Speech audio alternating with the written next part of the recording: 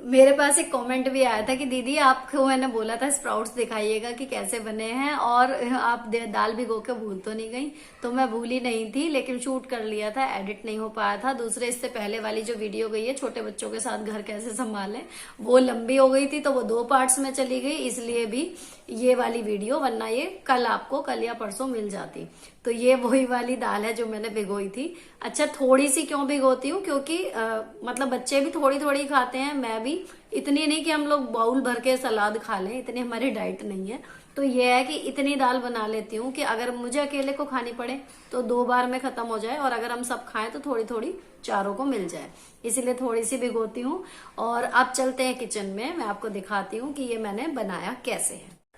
Friends, ये साबुत मूंग की दाल मैंने भिगोई थी, और ये 2 रात भीगने के बाद अब इसको मैंने कॉटन के कपड़े में से निकाल लिया है। तो इसकी इतनी सारी ये रूट्स जो हैं वो बन गई हैं अच्छे से खूब। अब असली चीज़ है ये स्टीमर, मैंने मीशो से मंगाया था, इसका लिंक आपको मिल जाएगा डिस्क्रिप्शन बॉक्स में। तो यहाँ पर जो है इसमें स्टीम मैं इनको करती हूँ, मैं कच्चे स्प्राउट सीधे ऐसे नहीं खा पाती, ट्राई किया था।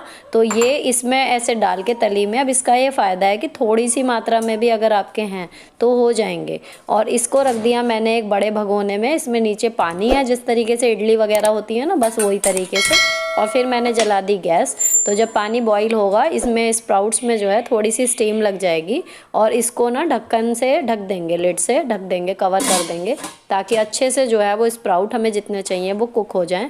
इस टाइम में लगभग लग जाएगा, धीमी आंच पे लगभग 10 मिनट लगेंगे। और इतने मैं दूसरे तरीके से जो स्प्राउट खाती हूँ उसके लिए मेरे को चाहिए फ्रूट्स। तो मैंने ले लिया है एक गुआवा, एक एप्पल और केला, 1 या 2 जितने भी लगेंगे। तो ये जो मैं शूट कर रही हूँ ये है शाम का समय, तो बच्चे ट्यूशन गए हुए हैं।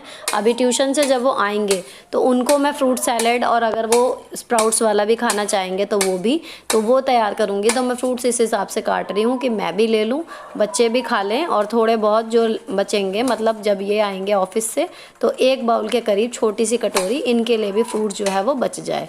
अदरवाइज़ खाने के बाद कई बार काट लेते हैं ये भी, लेकिन बच्चों का जो फ्रूट का टाइम है वो मेन इसी टाइम होता है, क्योंकि इस टाइम इनको लगती है भूख, और इस टाइम इनको ज़्यादातर अनहेल्दी स्नैक्स खाने का मन करता है कि चिप्स, पापड़, ये वो, या सूप बना दो या मैगी बना दो। इस टाइम की भूख ना वो इस तरीके की होती है। तो जब इतनी तेज़ भूख लग रही हो ना, तो ये बेस्ट टाइम होता है जो आपको खिलाना है, और उसका स्वाद बुरा नहीं है, बस बच्चे ऐसे ही नानुकुर कर रहे हैं तो आप इस टाइम पे खिला दो, जब बच्चे बहुत भूखे से होते हैं ना, और छोटी छोटी भूख होती है उस टाइम पे।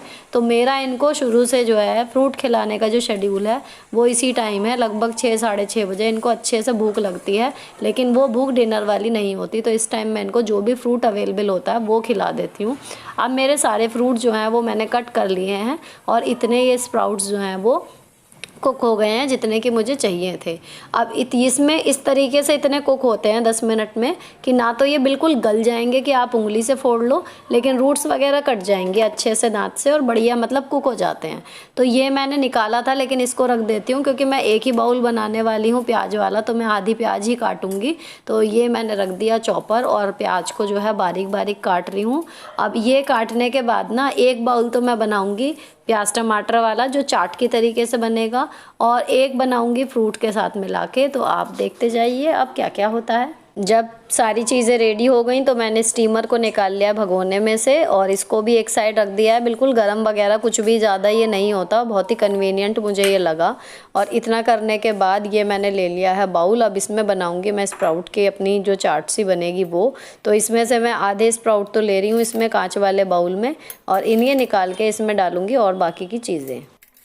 इसमें आप अपने किचन में अवेलेबिलिटी के आधार पे कुछ भी मिक्स कर सकते हैं। फ़िलहाल मैं जैसे इसमें फ्रूट्स ऐड कर रही हूँ, बाकी आप इसमें अगर प्रॉपर चाट वाला ही फ्लेवर चाहते हैं तो फ्रूट्स की बजाय आप ये कर सकते हैं कि इसमें आप डाल सकते हैं खीरा, आप डाल सकते हैं इसमें चुकंदर, आप डाल सकते हैं इसमें, अगर आपके पास बॉइल्ड आलू है तो वो, ये सब चीज़ें इसमें ईजिली चली जाती हैं। तो जो खाली स्प्राउट खाने का एक बोरिंग सा वो होता है ना, वो ख़त्म हो जाता है, और आपके जो स्प्राउट है वो इंटरेस्टिंग सा बन जाता है।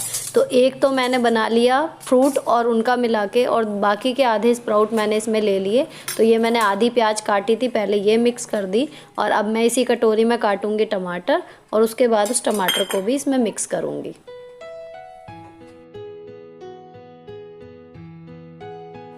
प्याज और टमाटर मिक्स करने के बाद अब इसमें हमें ऐड करने हैं मसाले। तो मसाले मुझे बहुत ज़्यादा तीखा पसंद नहीं है, तो मैं उसी हिसाब से डालूँगी। और इसमें डाल दिया है उससे पहले नींबू। बाय द वे ये नींबू हमारे अपने छत पे जो नींबू का पेड़ है उससे आया है, बहुत ही रसीला नींबू उसमें आया और बहुत खुशी हो रही है इसको खाते हुए। तो इसमें डाल रही हूँ थोड़ा सा नमक, और सफ़ेद नमक की जगह आप सेंधा नमक, काला नमक भी यूज़ कर सकते हो। और इसके अलावा मैं इसमें डाल रही हूँ चाट मसाला। अगर आपको ज़्यादा स्पाइसी पसंद है तो आप इसमें काली मिर्च वगैरह डाल सकते हैं, या फिर आप गरम मसाला भी हल्का सा इसमें डाल सकते हो। लेकिन मुझे बहुत ज़्यादा स्पाइसी खाना नहीं अच्छा लगता, ना मैं खा पाती हूँ, तो इसलिए मैं इसमें केवल नमक और चाट मसाला ही डाल रही हूँ। बाकी नींबू का फ्लेवर आएगा, इतना मेरे लिए काफ़ी है। और फ्रूट वाली में मैंने नमक नहीं डाला है, चाट मसाला डाला है, लेकिन इससे जस्ट डबल डाला है। तो ये दोनों हो गए तैयार। अब इनको बस मिक्स कर देंगे। तो इनको आप फ्रेंड्स ऐसे भी खा सकते हो, चाट वाले में तो अगर थोड़ी क्वांटिटी मसालों की बढ़ा दो, नमक और उसकी नींबू की, तो पराठे से खा सकते हो। या फिर आप फ्रूट अलग खा लो, स्प्राउट अलग खा लो। या फिर इसको जो यूज़ मैं करती हूँ ज़्यादातर, वो जो डिब्बे में हमारे लंच बॉक्स में छोटी वाली डिब्बियाँ जाती हैं ना, मेरे भी बच्चों के भी, उसमें ये बहुत बढ़िया काम करता है कि जो मेन है खाना वो है, बाकी ये हो जाता है। अब स्प्राउट मेरी डाइट का एक एसेंशियल हिस्सा है, लेकिन पहले से नहीं था, अभी आपको बताती हूँ। स्प्राउट्स की फ्रेंड्स आपको कहानी सुनाऊं। मैंने इसको धीरे धीरे एक्सप्लोर किया है। पहले ये था कि केवल अंकुरण हो जाए और आप उसको खाओ, अच्छा लगेगा, अच्छी आपकी सेहत के लिए सही है। तो जब मैं प्रेग्नेंट थी तब मेरी सासू माँ ने मुझे बना के दिया। तो इसका जो मुझे सबसे बड़ा बेनिफिट लगा ना, वो ये कि इसको खा के भूख जल्दी नहीं लग रही थी, वरना मतलब एनर्जी लेवल ये मेंटेन रखता है। लेकिन स्वाद बहुत ही बुरा, 2-4 चम्मच भी मतलब सटकने भारी हो जाते थे मुझे।